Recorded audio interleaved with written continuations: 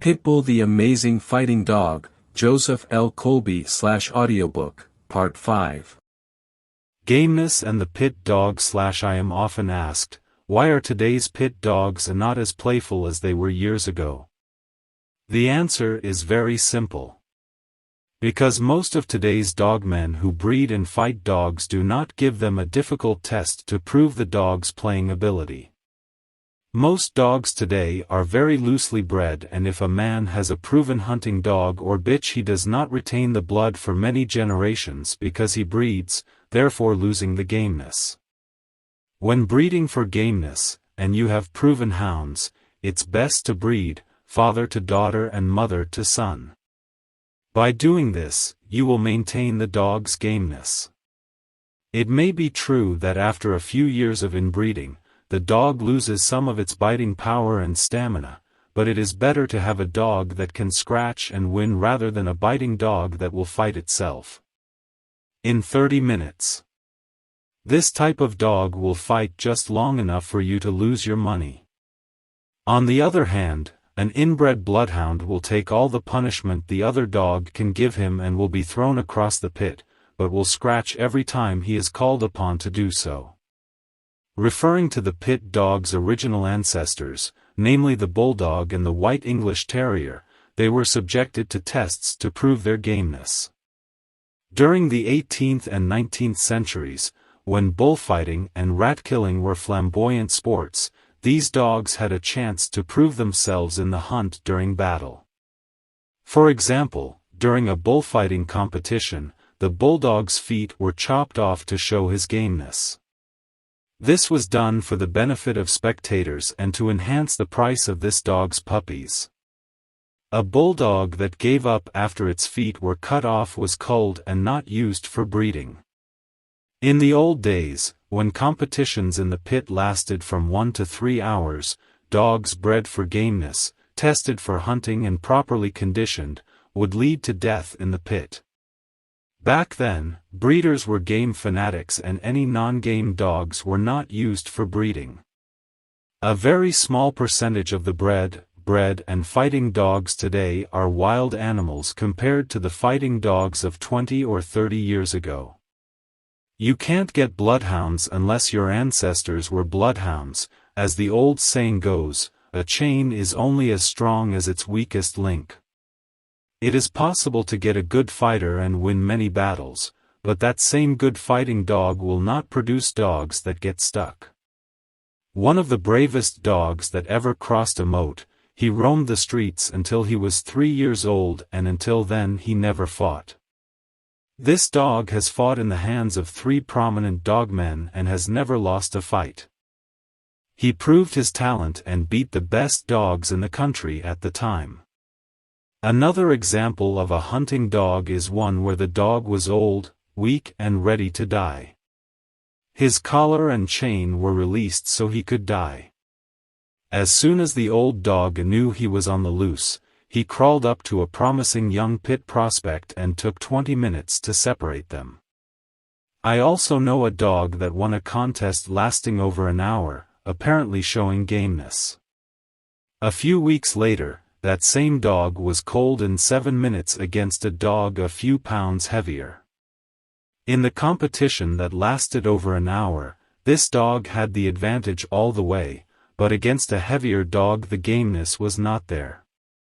Gameness must be built into them, not built into them. Preparing the pit dog for battle. About 1 week before you start getting your dog ready for battle, have a thorough exam. Make sure he is 100% in good health and free from all diseases. Give him a nice bath, using any strong flea soap, kill all the fleas, as a dog should never be irritated by fleas during training. Make sure his nails are cut short but not too close. Disinfect your quarters, change your bedding, preferring clean straw. He must be kept silent at all times while not being treated. During this week he should be given cold boiled water to drink, and this should be continued until the time of battle. Boiled water is not fattening and does not upset the intestines. The dog should eat 1.5 pounds of raw meat a day, 3/4 of a pound in the morning and 3/4 of a pound in the evening. Adjust the feeding times now so that when the dog starts training, he is fed at the same time, morning and night. Make sure the dog is fed 30 minutes after his daily workouts. When the dog starts training, always time him by the clock, as this is very important, so you can see how long he has been working and how he is progressing with his work. Now that you've given your dog a week of boiled water and lean raw meat, he's ready to go to work. Observe and study the method carefully, day after day. During the training period, be sure to let your dog drink all the boiled water he wants, except when returning from his walks or after work at the mill. He must be kept silent during training and excluded from the public. Straw makes the ideal bedding and should be changed every 2 days. This method requires 26 days of actual training and the dog fought on the 27th day. A dog trained longer than this period is subject to aging and training.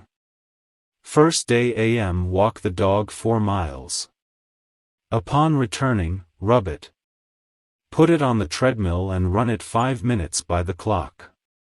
Take it out and wipe your mouth with a damp sponge, using cooled boiled water. Rub it with your hands, always rubbing with the fold of the muscles. Do this for 10 minutes. Now weigh the dog and place him in his quarters. 30 minutes later, give him half a can of salmon, mixing in it a tablespoon of calcined magnesia. This is a purgative to clean your bowels.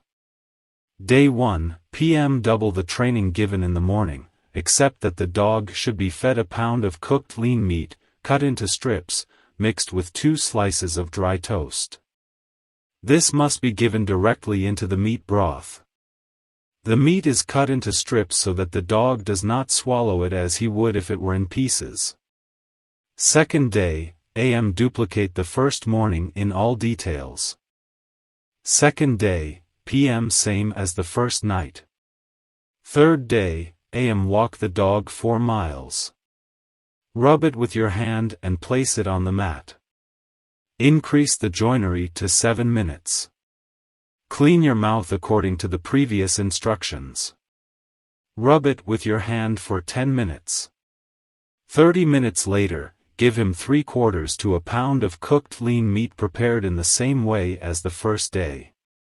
This will be your diet for the first 15 days. Day 3, PM, same as morning schedule. Day 4, AM, duplicate the previous day's schedule, except to increase the joinery to 9 minutes. Fourth day, PM, same as morning. Day 5, AM, same time as day before. Day 5, PM, double the morning schedule. Day 6, AM, duplicate the previous day's schedule, except to increase the joinery to 11 minutes. Day 6, PM, follow morning schedule. Day 7, AM. The only change is to increase the joinery to 13 minutes. Day 7, PM, follow morning schedule. 8th day, AM, same as the day before. Day 8, PM, follow morning schedule. 9th day, AM, increase the dog's woodwork to 15 minutes. There are no other changes to be made. Day 9th, PM, same as morning schedule. Day 10, AM, same time used the day before. Day 10, PM, double the morning schedule. Day 11, AM. At this point, your dog should be able to run on the treadmill at every interval without showing too much effort. Starting with the 11th day and straight through the 15th day, the dog should continue to run on the treadmill for 15 minutes in the morning and evening. No changes must be made during this period. Day 16, AM. By this time, your dog should be less than a pound of his weight. The schedule changes now, so increase the dog walk to 5 miles. Upon returning, rub your hand gently. Put him on the treadmill and run for 20 minutes. Take it out and rinse your mouth with cooled boiled water. Rub it with your hand for 10 minutes, always with the fold of the muscles. Then walk him half a mile and place him in his quarters. 30 minutes later, give him 1.5 pounds to a pound of rump steak cut into strips and grilled. Make sure it's grilled. Mix 2 slices of dry toast with the steak. Day 16, p.m. Double the morning schedule. From the 17th day to the 20th day it must be exactly the same as the 16th day, with only one exception. If your dog is gaining weight, increase the walks to 6 miles each period. If he doesn't put on weight, there's no need to increase the mileage. Do not reduce your food. Day 21st, a.m. The only change to be made is to increase the joinery to 25 minutes. 21st day, p.m. Same time as morning. Day 22, a.m. Duplicate the previous day's schedule. 22nd day, p.m. Same as morning. Day 23rd, a.m. Same as the day before. Day 23rd, p.m. No change in schedule. Day 24th, a.m. Same as the day before. Day 24, p.m. No change in schedule. Day 25th, a.m. No change in schedule. 25th day, p.m. Same time as morning. Day 26th, a.m. This is the last day of training and only a light schedule is prepared for today. Walking the dog for your usual 3 miles. Then lightly rub your hands.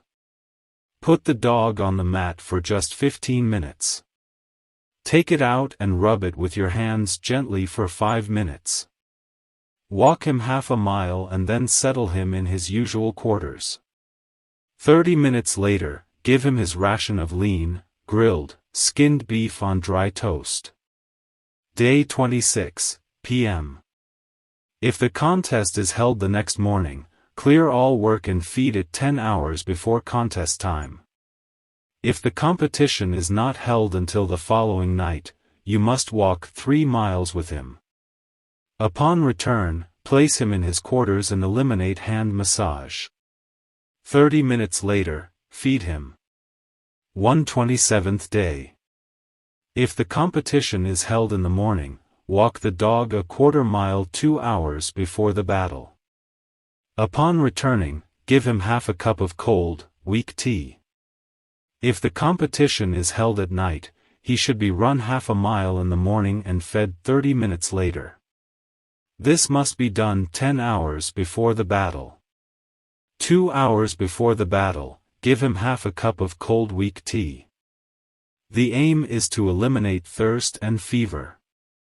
Just before washing and weighing the dogs. Take your dog for a walk so he can empty his bowels.